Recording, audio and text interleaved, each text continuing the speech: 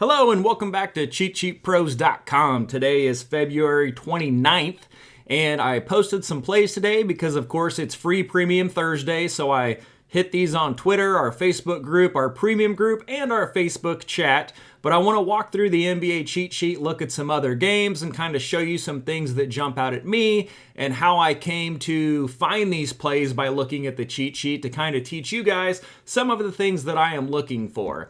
So also, when I put up the cheat sheet, when I have plays, I try to do them 4 to 5 days a week. I've been adding a little game picks tab over here, and then I paste it, so on the updated sheet, you will get that as well. So let's go ahead and get started. When you are doing sports betting, you go to the bet tab. That's the easiest place. There's also a scoreboard tab that has the Vegas lines plus our projected model. You can see the edge difference, and then you can change your number over here to a point difference, and it will change these plays here. Now, when I go to the bet tab, there's a few things I'm going to look at, and I've done several of these videos. So you don't see any carrots or anything. Click inside the home team. This little drop down carrot opens up. Click that, and you can flip through the games. So first game, Utah, Orlando. Orlando's been a thorn in my side. We did get some wins with them. But one of the things I'm looking at are just the last 10. How are these teams doing? On the surface, Utah looks really bad. They had 5 big losses here. These red are double-digit losses. Green are double-digit wins. Orlando's been playing really well, but I don't feel real confident. When I look at my model here, we have Orlando winning by 8. It's a 6-point game. Honestly, Utah money line is kind of what jumped out at me. I didn't write it up as a play, but I could see Utah winning this game. I mean, they came up here, they beat the Spurs by 19, then they turned around, they lost the Hawks by 27. They got beat by Charlotte, which blew my mind, but then they hung with Golden State and put up 137 points. So they're kind of all over the map. That's a wild card. Odds-wise, I would probably go Utah money line, but I definitely don't want to lay 6 with Orlando because I wouldn't feel real good about it. When they played Detroit, they only won by 3. They played a good Cleveland team and won by 7. And then they played OKC, got demolished. So they're kind of all over the place as well. So if I had to pick one, it would be Utah money line. Other than that, I'm pretty much going to stay away from it. I did think the total was interesting. Utah is going over that total quite a bit, but not so much Orlando. And there's a huge difference that we can see here in the pace. You can see Orlando, the last 3, they've been playing at 98.2 possessions per game, but Utah's been playing at 107. So typically most people would average that out, but that's typically not what's going to happen. It's going to favor one or the other. Either Utah's going to get the lead and they're going to run fast and they're going to pull this game up over the total, or Orlando's going to get the lead and they are going to slow this game down. So it's one that I don't think there's an edge on the total. We have a wide gap on our projection, so it's one I'm going to stay away from. Flipping down here, Milwaukee, Charlotte. You can see over here, Milwaukee was the first play that we came up with, and we wrote that up on the top. Our model here, we had a projected score of Milwaukee 120 to Charlotte 29. Now, these two teams just played. Milwaukee won by 38 points, 123 to 85. And they also played again, which I wasn't aware of, and they won 120 to 84. So looking at this, in the 2 games that Charlotte has played Milwaukee, they only scored 84 and 85 points. So there is no chance they're going to win the game if they are putting up points in the mid-80s, because you aren't going to stop Damian Lillard and Giannis from scoring that many points. So obviously we got to lay Milwaukee in the 12. You can do the first half if you want. My recommendation is if you ever take a first half line and they don't cover it, always hit the second half, because that's usually, we've seen OKC do it a lot. That's when they explode. But Milwaukee's playing really good. They've won three in a row coming out of the break by 38, 21, and 5 points. Philadelphia, Minnesota, decent. Charlotte's a weak team, so that's not a huge deal.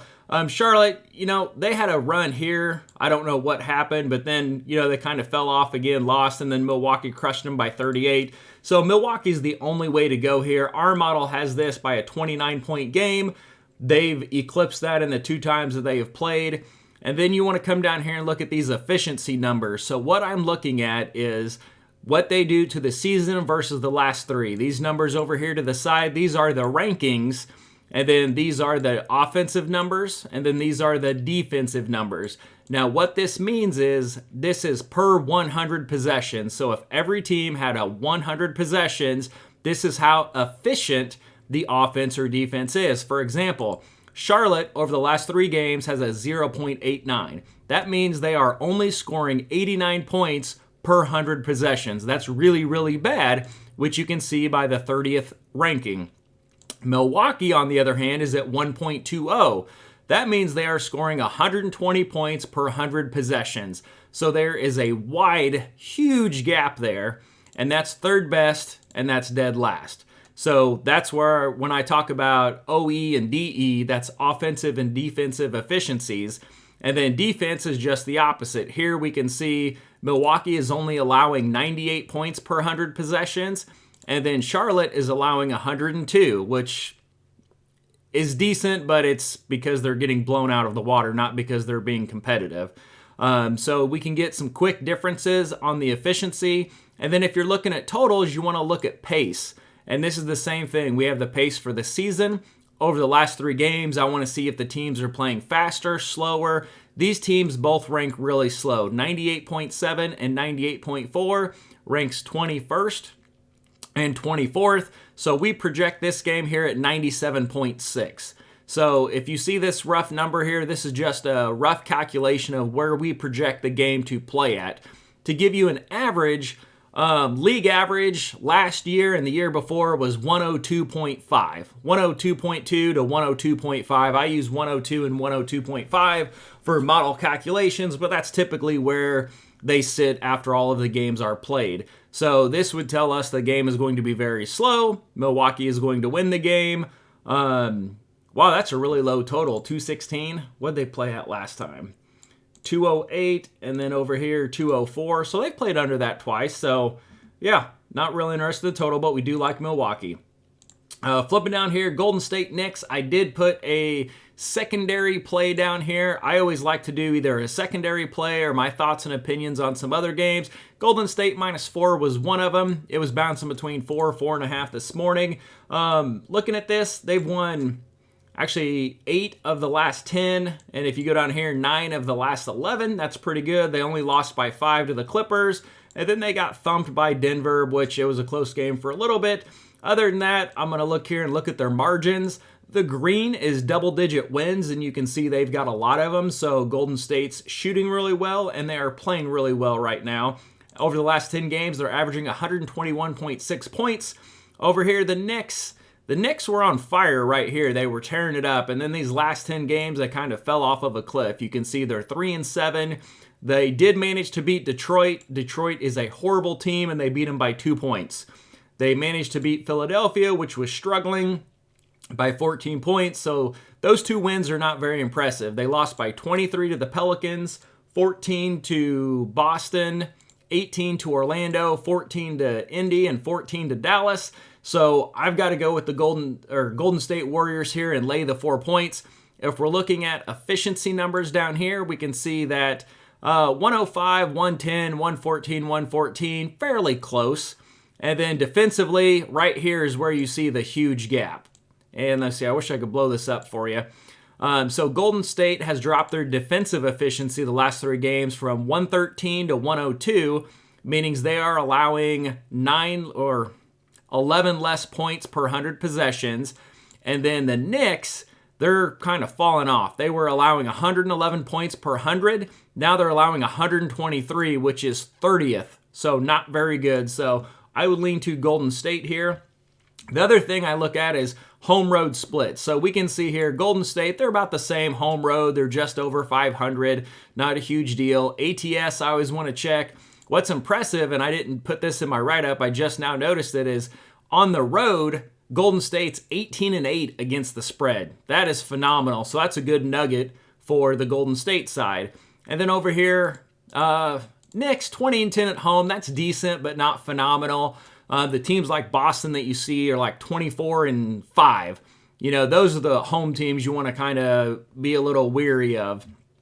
ATS home 15-14, road 15-13. That's a wash, nothing there. But I find this interesting that Golden State at home is 13-17, but on the road they're 18-8. So That's pretty solid. If you don't want to look at numbers, just look at our last 10 power ranking right here, and we've got 24 versus number 6. Okay, side with the better team. So Golden State Warriors are one that jumps out at me. Let's flip down here to the next game. Atlanta, Brooklyn. Atlanta was one of our top plays here. So when I wrote this one up, Atlanta lost Trae Young. They haven't had him for 2 games, so I want to go back to those 2 games and look and see how they did. Well, they won by 27 points against Utah, and they won by 17 points against Orlando. That's pretty freaking phenomenal to lose your star and then have 2 big wins. What was interesting is they opened up as a 1 to 1.5 point dog. And I was shocked Brooklyn's favored in anything. Look at these last 10 games. This should just jump out and slap you right in the face. These are double-digit losses. So they've lost by 27, 15, 28, 50, 23, 12, and 11 points. They beat the Spurs, big whoop. And then they beat Memphis, big whoop. The only reason they beat Memphis is they were shooting, I forget the percentage, like horribly from beyond the three-point line, and they got hot in this game and absolutely exploded and put up a ton of points. But other than that, look at this. 2-8 over the last 10, and what's that? 3, 6, 7 double-digit losses. This 8-point loss to Boston, I consider that a win. That's pretty solid, but then they turn around and lost by 50 to them the next game. So Atlanta, I'm going to ride with them as the underdog here. The one thing to note is the 2 games without Trae, they were at home and they go on the road, and on the road they flip to 10-21 ATS. Well, hell, they're not good ATS at all. 19-39, 10-21 at home, 9-17 on the road, so throw that out the window. I'm going to ride with the dog, take the 1.5, I think is what I got it at this morning, or you can go money line with it, but that is a play that I did like. Coming down here, we've got Oklahoma City at the Spurs. Let's see, did I write this one? Yep, Oklahoma City over the Spurs. So that was one of our, let me go ahead and close this out since we've already addressed all of them. So prior matchup. So right here in this column, if you see these 3 little dots, this shows any prior matchups. And I keep the last 30 games on here, and I show your averages for last 10, last 20, last 30, so you can kind of get an idea. So Oklahoma City, they won 140-14, a 26-point win last time they played the Spurs on the road. They're on the road again. They are laying 11. In the last couple games, I've taken the Spurs first half and I've wrote it up, and they've played actually a really close game in the first half. But if you do that, you have to be ready to jump, on the second half, because in the second half, they have absolutely exploded and won by 15-20 in the second half. So however you want to attack this game, if you want to just lay the spread and not watch it, or if you want to do the first half, bet a little bit less, but be ready to go on the second half if they don't cover it. You can see here, Oklahoma City, they've won 6 games in a row, all by 13 plus points. We have 17, 13, 41, 22, 14, and 14 points. So they are playing really well. I also want to look at the level of competition. Houston, Washington, not real good. Sacramento, not real good. But Clippers, Orlando, those are decent wins, so we'll give them some credit there. Spurs, I love Wemby, but my God, the Spurs are horrible. Look at this, 9, 10, 11, 12. So they are 1-12 over the last 13 games with several double-digit losses. Now, they played decent in some of these. Lakers and Sacramento, they got within 5 points. That's not too bad, but look at these road games. Man, they've been on the road for a long stretch, and they return home tonight. But at home, they are 5-21 straight up, so I'm not really worried about it. Efficiency-wise, we're going to take a look at that. Huge gap here. So we have OKC at 1.18 versus 1.03. That's a 15-point betterment for the OKC offense. And defensively, the same thing. We are 18 points better at 0.96 versus 1.14. I don't think they could make this spread high enough. 11, I am perfectly happy laying that or going the first half. I think I have a little bit on both mixed in, but OKC definitely has to be the play there. Phoenix, Houston, this originally made my list. I did like Phoenix in this one, but you can see my model has them only winning by 6, and they are laying 8, so I had to kind of step back on that one. There is a ton of money this morning coming in on Phoenix. I couldn't figure out exactly why, but I went ahead and decided to fade it. Typically, when I go against my model, I usually lose that game, and then I'm sure people are like, oh, you're an idiot. Your own model had the other side, and you went against it and lost. Haha. Well, yeah, it happens. They just played here, and it was a 114-110 Houston win. So Houston beat them, but then Houston's been crushed by OKC the last 2 games. Phoenix is the better team, but when I flip down through here, let's see what they've done. 10 points Lakers. They lost to Houston. They lost to Dallas. They beat Detroit, who's not real good. They only beat Sacramento by 5, lost to Golden State by 1. They're playing games a lot closer than what I would expect.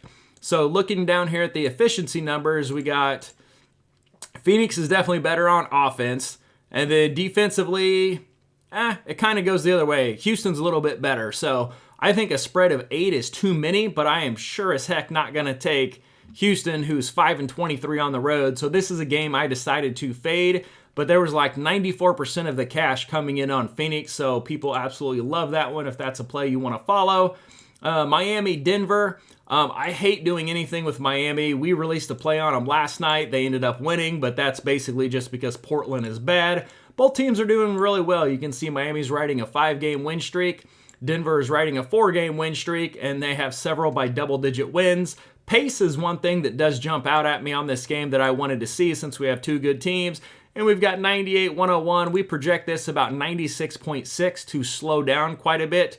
Looking at the totals, Denver is a 17-11 underplay at home, and Miami is a 21-9 underplay on the road. And you can see this total opened up 213.5.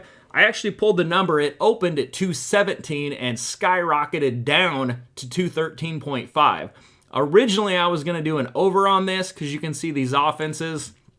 They're playing at 2.34. So even at 96.6 possessions, that's going to put you way over. But defensively, 2.06. So the total's not bad. We've got it projected about 219.7. And then I like looking right here. I don't talk about this a whole lot, but this is just the last 10 games, how many times each team has went over the current total. So 5 out of 10 and 7 out of 10, I would lean the over. But what worries me is 202, 201, 213, 216. Miami's kind of hovering right around that number. We don't have any prior matchups in the last 30. And then you can see Denver's played some low games here at 200, 207. I would lean it's going to go over, but there is so much money and that big of a point drop. I just said, you know what? I'm going to go ahead and fade it for now and stay away from it. As far as a side, Denver's -5 by Vegas. We have it -6. It's too close for me to go either way on it. If Denver was on the road, I might lean to look at Miami, but Denver at home, they are phenomenal. You can see here they're 23-5 straight up. Only 14-13 against the spread, but I think this is a good line on the Denver game. Lakers, Washington. You can see here our model has Lakers by 17. It's a spread of 9. So most people would lean and say, yes, let's take it. The problem with this is LeBron and AD are always questionable, and then they play, and then does he need to rest? And it's just the Lakers are a hard team to stay up to date with. And you can see LeBron just played last night, had a big game on the 28th. So on a back-to-back, are they going to give him a break? Are they going to let him sit? So instead of dealing with that, I just said, hey, I've got enough plays already. I'm going to stay away from this. But I would lean the Lakers just because the Washington, they are on a 12-game losing streak. And let me see, no prior matchups here. They had a streak of games here where they played really close. So this 4 to 8 points is really good. And that's when I finally said, hey, let's back, Washington. I think we had them plus 15.5 against Denver. They ended up losing by 20, so that wasn't fun. And then Oklahoma City beat them by 41. Cleveland beat them by 9. Then Golden State beat them by 11. So yes, the Lakers probably should, but the spread of 9 is probably pretty close to where it's going to be. I want to look through here and see if the Lakers have played any bad teams. So Detroit, they beat by 14. Utah's been up and down. They beat by 16. Charlotte, they beat by 6. So you don't have a lot of confidence, but I would lean the Lakers here. Looking at the offensive efficiency numbers, Washington's down to 1.00 and Lakers up to 1.14, so about a 14-point edge for the Laker offense.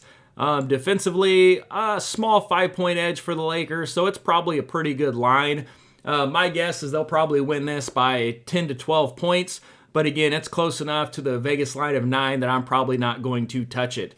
But anyways, my game picks for the day is Milwaukee, Atlanta Hawks. And then I'm leaning on the Oklahoma City Thunder, which I'll probably do the first half. And then Golden State -4. Good luck, guys.